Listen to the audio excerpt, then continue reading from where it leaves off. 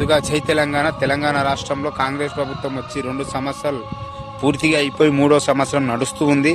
తెలంగాణ రాష్ట్రానికి కానీ, తెలంగాణ ప్రజలకు కానీ, తెలంగాణ రైతాంగానికి కానీ చేసిందంటూ ఏమీ లేదు.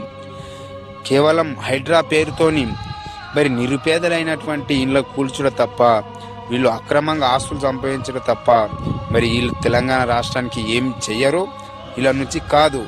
మరి మొన్నటికి మొన్న ఖమ్మం జిల్లా ఎలుగువెట్ల గ్రామ ప్రజల ఉసురు తలిగూడంగా పోతారని చెప్తున్నా. ఎందుకంటే పోతౌరే వంతన్న పేదోళ్ళ ఉసురు దలిగి పోతౌరే వంతన్న, దొంగ హామీలెన్నో ఇచ్చి గద్దె నెక్కి కూకున్నారు పోతౌరే వంతన్న పేదోళ్ళ ఉసురు దలిగి పోతౌరే వంతన్న. తక్షణమే వాళ్లకు న్యాయం చేయాలని ఈ కాంగ్రెస్ ప్రభుత్వాన్ని కోరుకుంటున్నాను.